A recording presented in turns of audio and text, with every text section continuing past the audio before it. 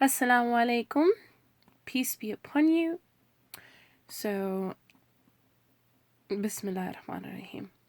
So basically, in this broadcast, I guess the last time, prior to what I had seen last, this morning or something of that sort, I'm going to talk about this first. I was inspired I heard a voice in my dream tell me something about the translation of the Quran. I don't remember much of it, but I remember that the translations of the Quran there's something wrong with the translation. A little bit off, and I think I mentioned it in one of my broadcasts that there are some things that are in the parentheses, there are some things that might really, if you want in the best manner, if you want the best way to study the Quran, to understand the word of Allah, not just as it is, you'll see what happens here. Okay, if you want an in-depth understanding. Okay, so this is chapter 69. Now I have several Qurans, and of course they'll have separate words in the place of the word that I will be showing you. Okay, and how to really do it. It's going to be a short video too, so okay, let me get straight to the point. Chapter 69, verse number 4 says, Thamud and Ad, so the people of Thamud and the people of Ad disbelieved in the shocker. Okay, that was the Quran. Okay, oops. Okay, don't think I'm flicking around or anything. I'm going to show you this right here. Okay, just give me 1 second. Okay. Again, this is, sorry, where are we? Chapter 69, verse number 4. Verse number 4, right?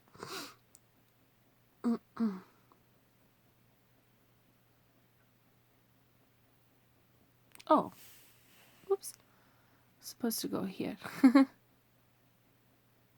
Or, nope. There we go. That's where I'm supposed to go to. That was in verse number 4. Correction. Sorry. That is verse number 4. I forgot. It looks like a backwards E. I'm telling you, these numbers, man, they're like hieroglyphics to me, okay? It's not that. It's numbers. We're going to go exactly for the word that we're looking for. So the word was shocker in the translation, okay? This is number 4. That is number 4. It's a backwards E. That's how I sometimes remember it. Okay. Bismillah ar-Rahman ar-Rahim. Over here too. So again, we're in chapter 69 of the Quran. And we're back here to verse number 4. Now that that's clarified, this is the verse word for word. So we have the Arabic on top. Then we have it in the pronunciation, the Roman transliteration, and then we have it in English. And then we have, obviously, we're going to see the root words as we flip it over. So in this version, I just want to let you know what version this is. This is the Quran Study Workbook. Okay, so if anybody's curious and needs materials, just ask me. I can recommend you some really good ones, such as this. This is my kind of like really favorite go-to one. But of course I study them all, so I keep that in mind. Anyhow, so for chapter 69, verse number 4, it says, in English I'm going to go through it. It says, denied Thamud and Ad the striking comedy. Okay, you get the point. So in the translation, it was, what was it? The shocker. Okay. Here we have a striking comedy. I know what it means, folks. I'm just having a hard time pronouncing it, man. Anyhow, so now we're going to flip it over. Okay. And that's the root word. Khaf, ra, ain. It says to knock, strike, beat, hit, the tush, ghanash, the teeth, strike with severity. Okay. Khari'atun, great comedy that destroys a nation. Adversity that comes suddenly. A name of the day of resurrection. Great abuse. Okay, think about what happened to them. Okay. What happened to these people? If you really think about it, you can apply several of these meanings and words exactly to what happened to them. Okay? You can apply, they were all of a sudden striked, They were striked with the comedy. Okay? They were beat, They were, okay, hit the butt. Okay, in the sense, if you think about it, it's kind of like, okay, this is maybe in just in my manner. When you want to, what's it called, get a child straight, what do you do sometimes? You hit the tush, right? In a mannerism. Gnash the teeth. I don't know about that. Quenching the teeth is like, I guess, I guess I'm going to skip that one. But strike with severity. Okay, again, we see that strike above and then strike with severity. And then khari'atun, great calamity that destroys a nation. That's exactly what happened. The nation became destroyed. Adversity that comes suddenly. Didn't that come suddenly to them at that very moment? Of course, they were given warnings, but that came suddenly to them. In several descriptions of what's it called, that he will see, all of a sudden it came to them suddenly. Okay, a name of the day of resurrection. Well, if you think about it, it's more of like that day is more of a retribution day for them, and great abuse. Oh man, they got abused, didn't they? What's it called? So we're gonna come back, but we're also gonna see something interesting, and I think I found it in. Give me a second. I think I found it in this one. Was it? No, that was the one that we just did. We're going to look at this particular ayat.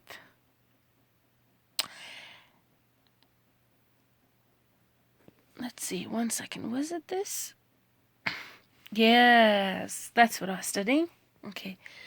We're going to look at this one. This one is, I believe, these hieroglyphic numbers again, man. I'm telling you, that little thing on top is a 5, so this one's a 6. Okay. What is the description of Thamud again? So in the previous one, we see denied Thamud and Ad. So we're seeing a description of what had kind of like how they were taken about, or it's describing the coming of what was going to come upon them, right? So it's describing what was going to come upon them. Okay, now we're going to see a little bit more details about this in the next ayat. So it says, so as for Thamud, they were destroyed by the overpowering blast. Why don't we go back to what it says in the chapter in here. One second. Let's see. Bismillah ar-Rahman ar-Rahim. 69. What was that? Ayah number. One second. 69. And that was. Okay. 5. As for Thamud, They were annihilated by the devastation. Okay. That's what's in the translation alone. Okay. Because we're just studying Thamud right now, okay? Bismillahirrahmanirrahim. Alright. Going back, remember, that was 5. Okay, so that's what I read to you prior to, but I'll read it again. So as for Thamud, they were destroyed by the overpowering blast. Now we're going to look at it really quick. We're opening this up. The root words. They, Ghain, Wah. Man, maybe I'm not pronouncing the root words right. Bear with me. I'm trying to hold this still, okay? What does it say? It says the explanation of these root words is to exceed a limit, to transgress, wander from its orbit, exceed the bound, wayward, to rise high, to overflow, to rage, go astray, deviate, be incurious, mischievous, impious, tyrannical, inordinate, rebellious, exorbitant,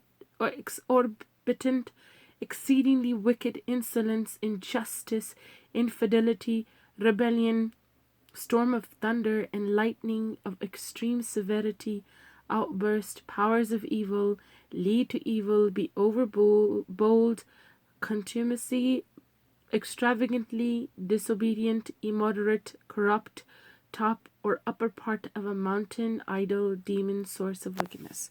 Please tell me if any of you have ever heard anything about the people of Thamud. If you've ever heard anything about the people of Thamud, you have heard that they perhaps lived on a mountain, right? Bismillah.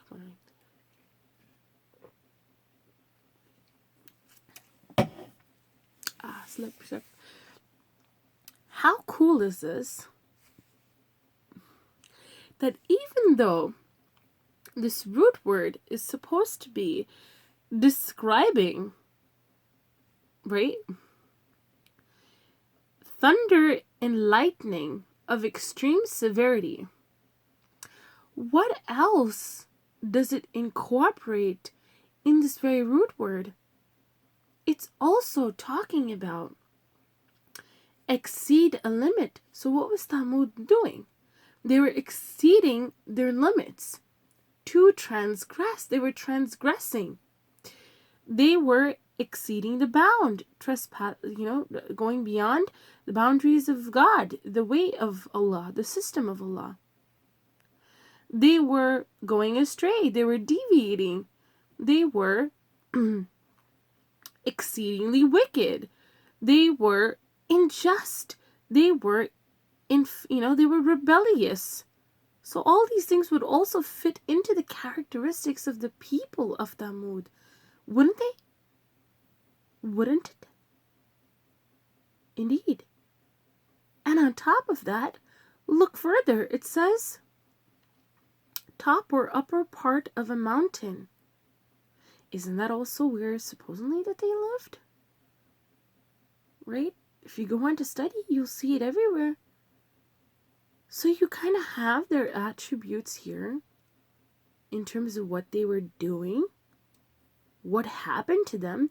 Well, a huge storm of thunder and lightning of extreme severity. And it's also describing where they lived. You have all three in this root word. Subhanallah, right? Now, okay, you can say this is for one, root word, one verse. Okay. Interestingly enough, we'll go take to another verse.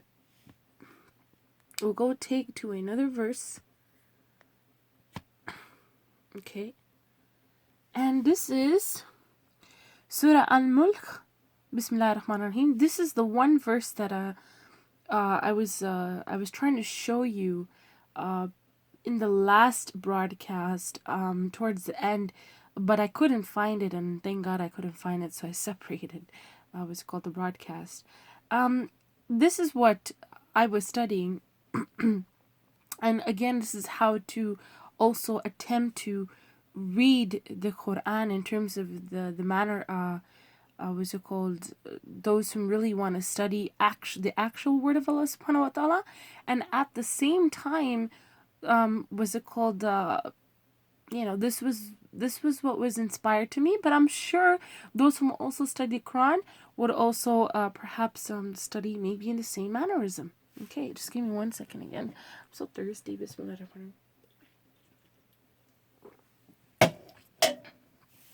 Okay. This is chapter 67, verse number 2. Bismillah ar-Rahman ar-Rahim. The one who created death and life, that he may test you.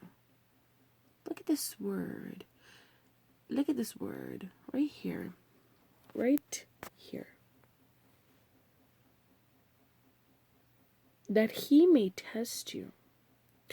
Let's open that word up.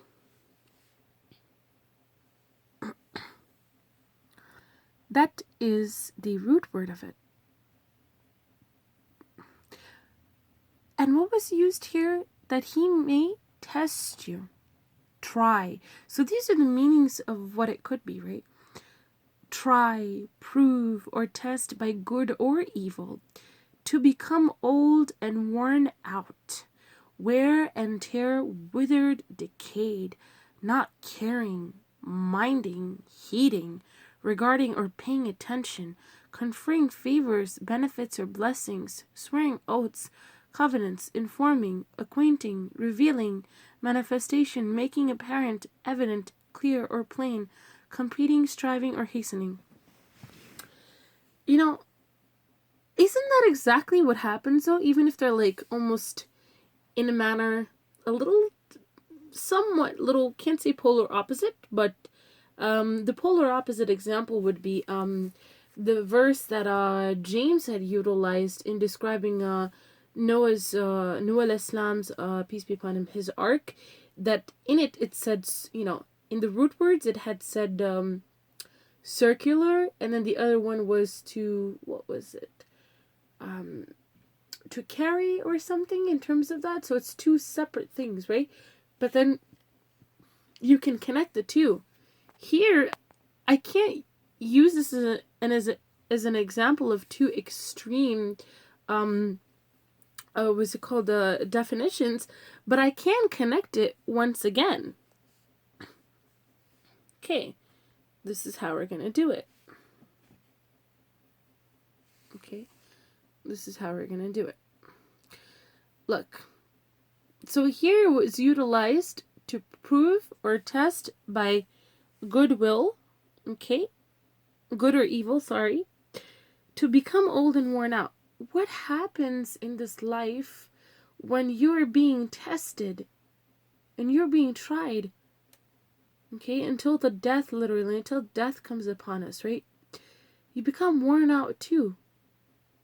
You feel old, you feel worn out.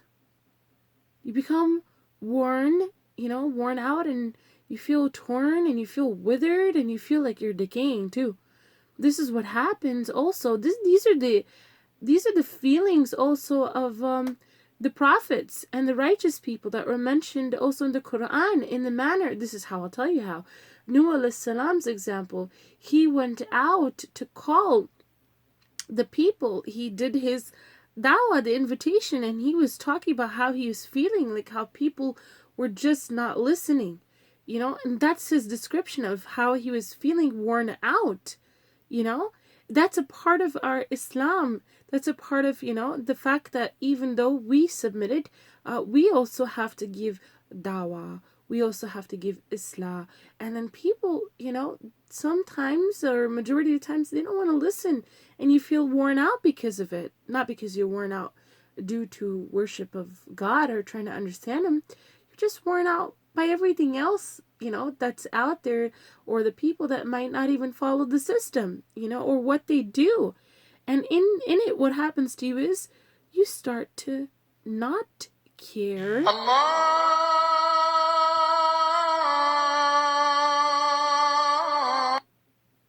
Thank you. You start to not care, okay, or pay attention. Sometime soon, you're going to start to not pay attention to, them as well. That's what Allah subhanahu wa ta'ala commands, right? When they're not listening, was it called? And when you're just, you just identify them as disbelievers, or, or people who turn away, rather, because to disbelieve is to give them the absolute mark, right? But to identify them as people who turn away, right? At that point, you also would feel the immediate feeling of not caring, because God told you to, move on, leave it up to God. And of course, what else happens, right? To be tested is also to acquire, as you're in worship and you're taking a covenant with God. See, there's the swearing of oaths and covenants. As you're taking a covenant from God and you're worshiping, what are you receiving? Benefits and blessings, okay? And what else is happening? You're manifesting, right? And what else is happening? Evident, clear, or plain. What becomes evident, clear, or plain? Once you are being tested, and once you are in worship, once you are in this whole process of taking the covenants and worshiping to the Lord and understanding His system, everything becomes apparent and clear or plain or evident to you. Okay, 1 second. What's the last thing? And you start to compete or strive, or you start to hasten towards your Lord. All these things describe being tested. Okay, all of these things describe being tested. So if you really want the word of Allah, okay, if you really want the word of Allah, what you're going to do is, I would honestly recommend you to get something like this, okay? If you have the iPhone, this is the first thing I would recommend, which is the Quran study workbook. It looks just like this, okay? It's called Quran study workbook. I'm pretty sure it's called a Quran study workbook.